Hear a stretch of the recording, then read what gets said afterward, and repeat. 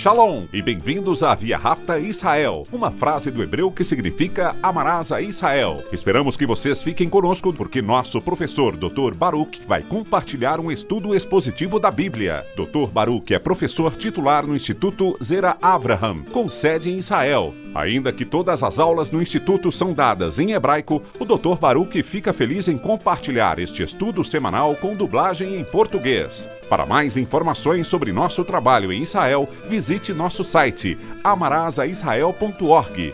Fiquem agora com o Dr. Baruch e a aula de hoje.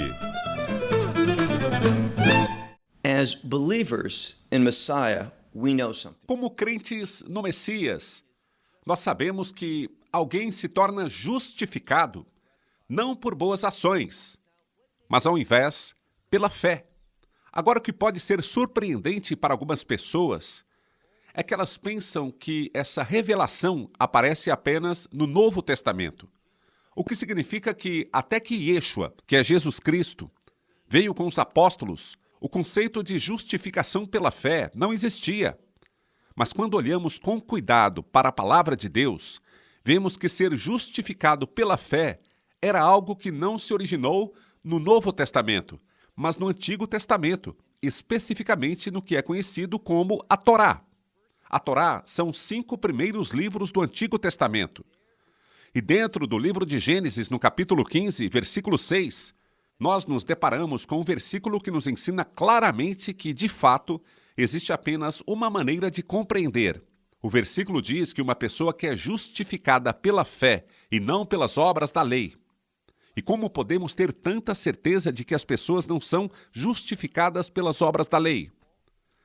Porque aquele que for declarado justo, e a propósito, em grego, há apenas uma palavra para justificação, e para ser declarado justo. É a mesma palavra. Então, se sua Bíblia fala sobre justificação, ou se ela usa a frase ser declarado justo, é a mesma palavra no idioma original. E em ambas situações, descobrimos que isso não acontece pelas obras dos homens, mas, ao invés, pela graça de Deus, por meio de atividades piedosas. E estou falando especificamente sobre a obra do Messias Yeshua, Jesus Cristo, no madeiro da cruz. Sendo assim, vamos começar. Pegue sua Bíblia e olhe comigo no livro de Romanos, capítulo 4. Vamos lá, Romanos, capítulo 4. Eu já havia dito a vocês muitas vezes sobre este nosso estudo desta epístola que Paulo está escrevendo para uma congregação. E essa congregação consistia tanto de judeus quanto de gentios. E eles se tornaram um único grupo por causa de uma fé compartilhada. Por meio dessa fé, e eles sabiam disso, eles se tornaram aceitáveis. Eles foram justificados. Eles foram vistos como justos aos olhos de Deus. Não por causa de ações ou obras que fizeram, mas por causa do poder da fé. E eu quero repetir essa afirmação. Existe um poder na fé. E Paulo vai revelar isso mais uma vez, a partir da Torá, do livro de Gênesis. Então, vamos começar. Portanto, o que devemos dizer? Lembremos que Paulo está escrevendo para essa congregação e ele diz: nós precisamos chegar a um acordo. Vocês precisam ter certeza disso. Então ele os está lembrando dessa doutrina, dizendo: portanto, o que devemos dizer do nosso pai Abraão, ele que foi encontrado? Essa é uma expressão. Nós conhecemos a expressão estar perdido, que significa separado de Deus. Se você estiver perdido, e se essa situação mudar, se você for encontrado, isso significa que você tem um relacionamento com Deus. Então, quando Paulo diz, o nosso pai Abraão, quando ele foi encontrado, em algumas Bíblias está escrito descoberto, mas literalmente a palavra significa ser encontrado. Alguns até dizem que o significado da frase é que ele está sendo reconhecido por Deus como tendo um relacionamento de aliança com Deus. E eu gosto dessa ideia de aliança porque é claro que, quando estamos falando sobre Abraão, devemos sempre lembrar que Deus estabeleceu uma aliança com Abraão e que essa aliança foi evidentemente estabelecida não por obras, mas sim pela fé. Logo, logo chegaremos a esse versículo, pois Paulo vai citá-lo.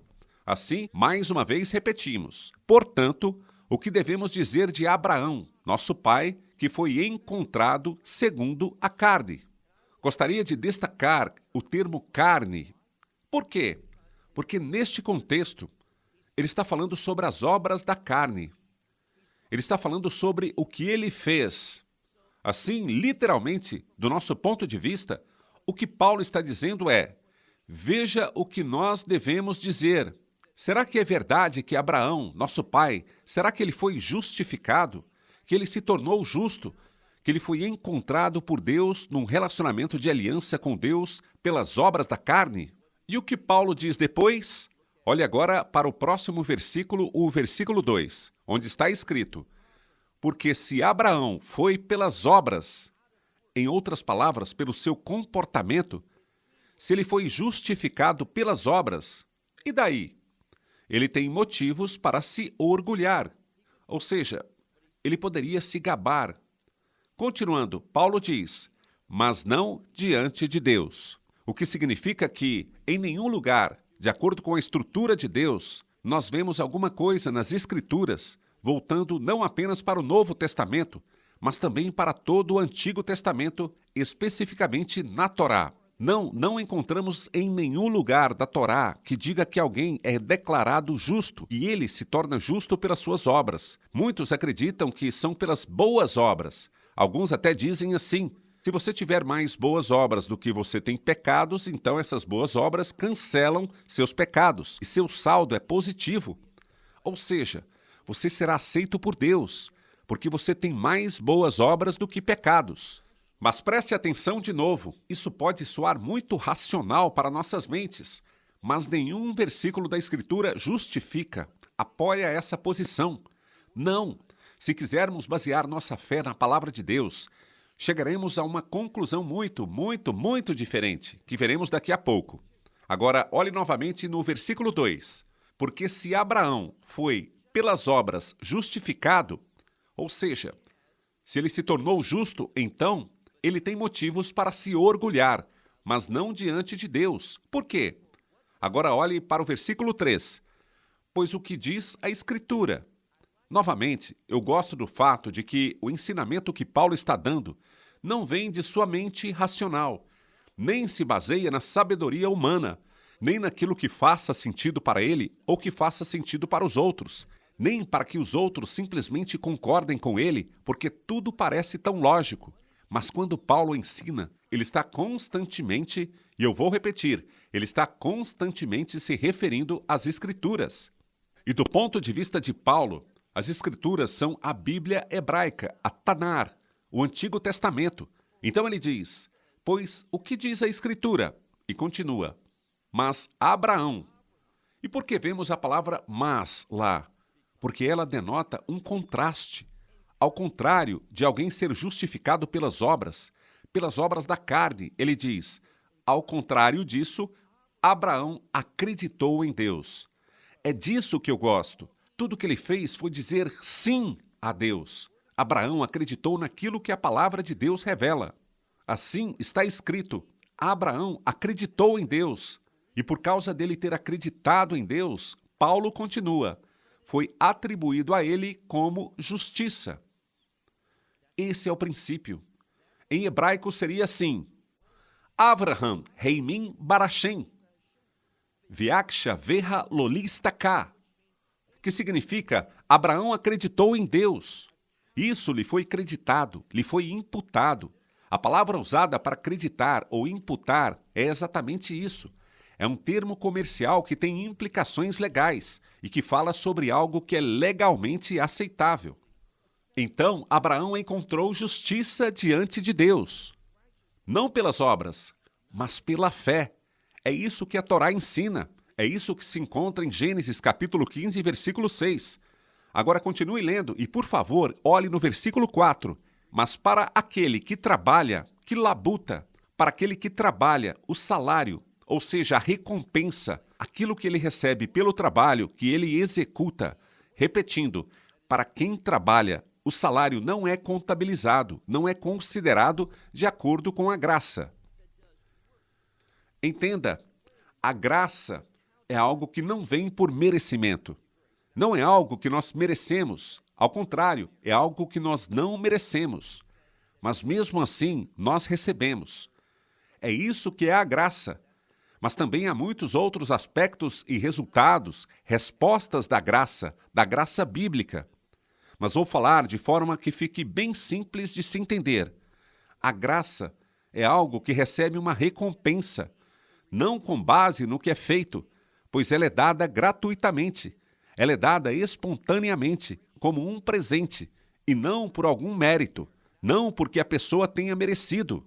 Vejamos de novo o exemplo no versículo 4. Mas para aquele que trabalha, o salário não é calculado ou avaliado de acordo com a graça, mas de acordo com a dívida. Ou seja, suponha que você vá trabalhar e trabalhe durante a semana. Ao final da semana, você recebe um contra-cheque a que você fez jus. O que você está recebendo não é de graça. Você fez jus ao contra-cheque. Você mereceu receber. Mas não é disso que ele está falando. Ele está falando sobre algo que é gracioso. E o que é isso? Aquilo que Deus faz ao recompensar pela fé, não pelas obras, mas pela fé. Esse novo status, esta nova condição de ser declarado justo diante dele. Vamos ler uma vez mais. Para aquele que trabalha, o salário não é contabilizado de acordo com a graça, mas de acordo com a dívida. Versículo 5. Mas para aquele que, ouça isso, para aquele que não trabalha, o que ele faz? Ele não trabalha, mas ao invés, está escrito, ele crê naquele que torna justo, que justifica o ímpio. Então, essa é a diferença. Abraão tinha fé. O que a Escritura diz? Ele acreditou naquele. E a quem ele se refere? A Deus. Deus, o Filho, aquele que realizou o seu trabalho, o Messias e Yeshua. É ele que realiza todo o trabalho. É ele quem justifica, que faz com que o ímpio seja declarado justo. Em seguida, Paulo diz na segunda parte do versículo 5, sua fé é creditada como justiça. Veja, esta é a segunda vez que vemos Paulo ensinando o que é a sua fé. E estamos falando sobre Abraão. E por que Abraão é chamado de nosso pai? Porque ele é um exemplo. E nós vamos fazer parte de sua família na mesma forma que ele aderiu à aliança. E como ele aderiu à aliança? Saiba que nunca se pensou diferente quanto a como ele aderiu à aliança. A Torá, o livro de Gênesis, é bem claro. Ele aderiu a este pacto, a essa aliança, pela fé. E foi pela fé, pois o propósito da aliança era mudar Abraão e torná-lo justo aos olhos de Deus. É isso que a Escritura está dizendo. Olhe agora para o versículo 6, onde Paulo quer mostrar não apenas este, que é um princípio da Torá, e que nós também o vemos em outros lugares na Escritura. Portanto, Paulo, mais uma vez, vai citar o Antigo Testamento. Aqui, especificamente, do livro dos Salmos, o Salmo 32, um salmo maravilhoso. Um salmo que ensina essa mesma verdade do Evangelho. Então, veja o versículo 6. Assim como Davi diz. O que Davi diz? Ele diz, bem-aventurado é o homem a quem Deus considera justo sem as obras. Percebemos aqui na Escritura que Deus faz algo sobre o qual Davi fala, que Deus considera um homem. Como é bem-aventurado este homem? Deus atribui a ele justiça. A esta justiça vem até ele, não com base em obras, ou em nada que ele tenha feito. E aqui está a verdade sobre o assunto. Nós não podemos fazer nada que possa fazer com que Deus, de acordo com seus padrões de santidade, com sua estrutura, que ele diga, você fez isso, você se tornou justo, não há nada que possamos fazer. Voltemos novamente ao versículo 6. Assim como Davi diz, bem-aventurado é aquele, neste caso, é o homem a quem Deus considera justo. E aqui está essa grande conclusão, sem as obras. Versículo 7. Bem-aventurado é aquele que peca. E a palavra usada para pecados é uma palavra que significa iniquidade. Por quê? São aqueles que violam os mandamentos da Torá. Então, vamos repetir o versículo 7, onde ele diz: Bem-aventurados aqueles a quem suas transgressões são perdoadas e a quem seus pecados, agora está escrito, pecados, cujos pecados são encobertos, apagados. Agora, quem os encoberta? Quem os apaga? Somente Deus pode fazer isso. Quando Deus estiver trabalhando em nossa vida para apagar nossos pecados, não para nos responsabilizar por essas transgressões, em vez de nos dar o que merecemos, Ele nos dá graça. E essa graça traz perdão. E esse perdão nos coloca numa situação em que podemos entrar, e preste atenção, entrar num relacionamento eterno com Deus. É sobre isso que Paulo está falando. Agora veja o versículo 8, ele diz: Bem-aventurado o homem. Agora, se você estiver prestando atenção, você já viu por 3 vezes, Paulo fala sobre bênçãos, e as bênçãos vêm como resultado daquilo que Deus fez. Quando falamos sobre ser bem-aventurado, ou seja, ser levado para a família de Deus por meio de uma aliança, nós nunca podemos esquecer que Abraão aderiu a uma aliança. É isso que está sendo enfatizado. Essa aliança eterna que alguém pode ter por ser justificado pela fé, não pelas obras da lei. Então, novamente, versículo 8. Bem-aventurado é o homem a quem o Senhor não imputa seus pecados. Em outras palavras, vemos um princípio. Existem pecados na vida do homem.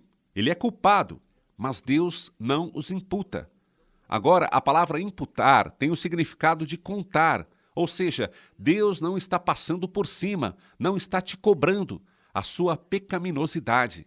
O que ele fez? Ele os encobriu, ele os apagou.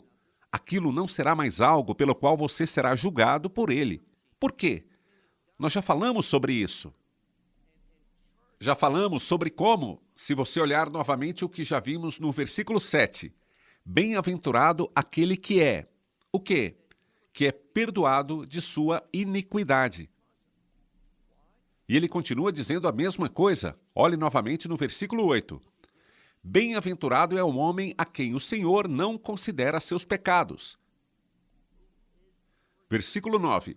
Portanto, este bem-aventurado, esta bênção, está sobre, quero ser bem claro aqui, ele diz, portanto, esta bênção, e esta é a 4ª vez que ele usa a palavra bênção.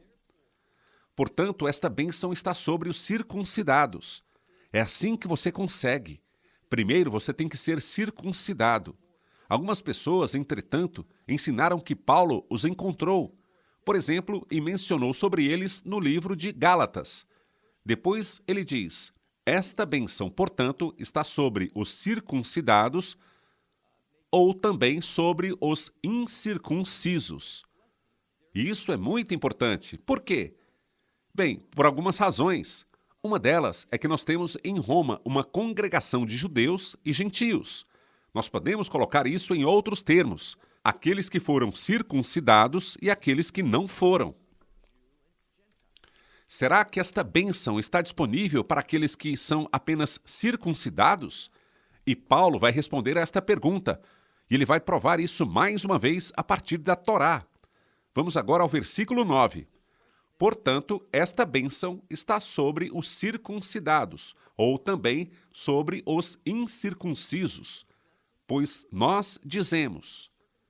Vemos aqui que ele vai dizer algo como uma declaração. Paulo está fazendo uma declaração com autoridade. Olhe novamente, ele diz, pois nós dizemos que Abraão foi abençoado. Como ele foi abençoado? Por causa da fé, Abraão foi abençoado. Isto é, a fé lhe foi creditada, lhe foi imputada como justiça. Vamos ler mais uma vez. Pois dizemos que Abraão foi considerado justo pela sua fé. Então, a justiça foi a chave principal que foi declarada a ele. Por quê? Bem, esta é a terceira ou quarta vez que veremos isso, por causa da fé. Deixe-me então te dizer uma coisa. Há um poder para a fé, e esse poder da fé estabelece uma aliança.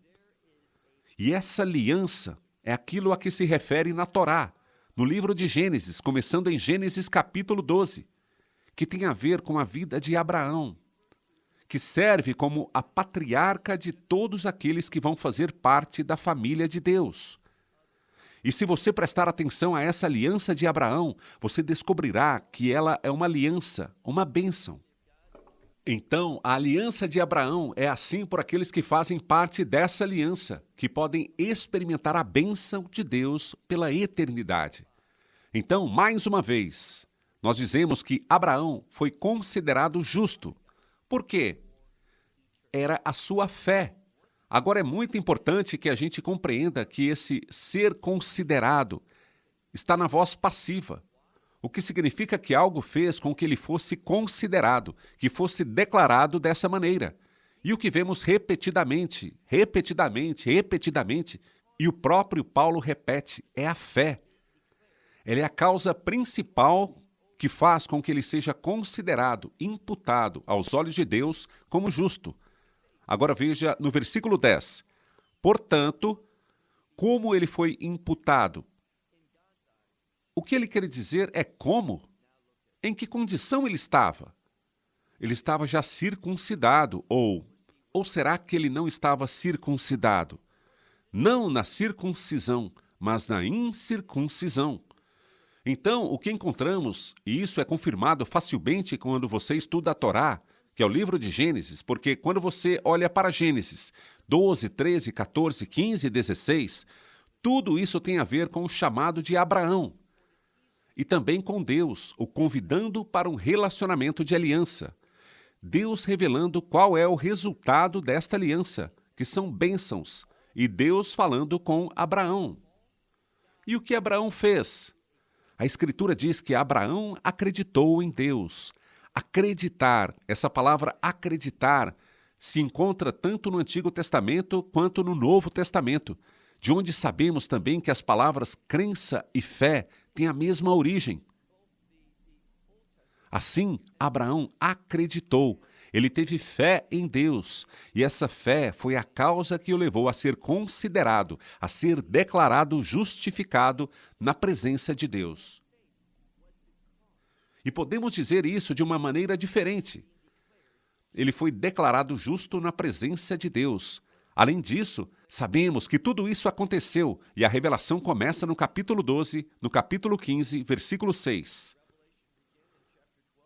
Está escrito que Abraão acreditou em Deus e Deus, naquele momento, no versículo 6 do capítulo 15, Deus o declarou justo, o declarou justificado na presença de Deus, declarou que ele fazia parte desta aliança de esperança. Agora sabemos de algo mais. Quando essa declaração foi feita, como estava Abraão? A resposta a essa pergunta encontramos no versículo 11. Mas agora, olhe novamente, voltando ao versículo 10. Portanto, como ele foi imputado, ou seja, em que condição ele foi considerado justo, sendo circuncidado ou estando na incircuncisão? Depois vem a resposta, não na circuncisão, mas na incircuncisão. Versículo 11. E ele recebeu o sinal da circuncisão. Por quê? Como um selo da justiça. A justiça pela fé, enquanto ele era. O quê? Enquanto ele era incircunciso para ele ser. Ser o quê? Para ele ser o pai de todos que creem. Enquanto eles são incircuncisos, para que seja imputada também a eles a justiça. Agora, o que esses dois versículos dizem? Estão dizendo que precisamos prestar atenção, que Abraão foi declarado justo enquanto ele era incircunciso. Ele não foi circuncidado até o final do capítulo 17. E por que ele foi? Porque esta circuncisão pela qual ele passou, no capítulo 17, o que diz? Veja o versículo 11. Ele recebeu o sinal da circuncisão, que é o selo da justiça pela fé. Ele recebeu o sinal, o selo, quando ainda era incircunciso. E o que é esse selo? Do que se trata a circuncisão? A circuncisão é um sinal que transmite à comunidade a morte da carne, que é o que queremos experimentar, a morte dessa natureza carnal, a morte que os rabinos chamam de Nevish Bihimit, aquele espírito carnal, aquele instinto animal que faz o que nós queremos fazer, o que o nosso corpo nos diz para fazer. Nós não queremos saber, nós não queremos ser obedientes, nós não queremos ser obedientes ao nosso corpo, à nossa carne, a essa natureza pecaminosa. Nós queremos ver essa natureza pecaminosa tornando-se impotente e morrer. E o que causa a morte da carne? Falamos daquela má inclinação que todos nós temos, com a qual nós nascemos. O que causa a derrota, a morte dessa natureza carnal é a fé, não são as obras. É só depois de acreditar, depois de ter fé, que nossas obras, nosso comportamento será mudado. Olha o que diz então no versículo 11. E ele recebeu o sinal da circuncisão, que é o selo da justiça pela fé, quando ele era ainda incircunciso. Por quê? Para que ele fosse o pai de todos que creem, enquanto ainda eram incircuncisos, para que a eles fosse imputada. O que significa que também eles seriam reconhecidos, que seria imputada a eles a justiça. Agora, o último versículo, versículo 12. E o pai dos circuncidados aos não circuncidados. Ou seja, tudo isso simplesmente significa que ele é o pai dos circuncidados e também daqueles que não foram circuncidados, mas daqueles que ainda andam nos passos da fé de nosso pai Abraão, enquanto são incircuncisos. Ou seja, Abraão caminhou na fé, mesmo sendo incircunciso. Por isso, ele é o pai dos que são circuncidados. E ele é o pai dos que são incircuncisos. Todos nós temos algo em comum. E o que é? É que andamos na fé, sendo obedientes ao chamado. Abraão recebeu um chamado. E você também. And so do you. Esperamos que você tenha desfrutado da aula de hoje e que possa compartilhá-la com outros. Te convidamos a participar e nos acompanhar a cada semana, a esta hora e por este canal, em mais um episódio de Amarás a Israel. Para mais informações em português, visite amarasaisrael.org, onde encontrará muitos outros estudos realizados pelo Dr. Baruch. Até a próxima semana. Que Deus, nosso Messias e Yeshua, nosso Senhor Jesus Cristo, te abençoe durante a sua caminhada com Ele. Shalom, desde Israel.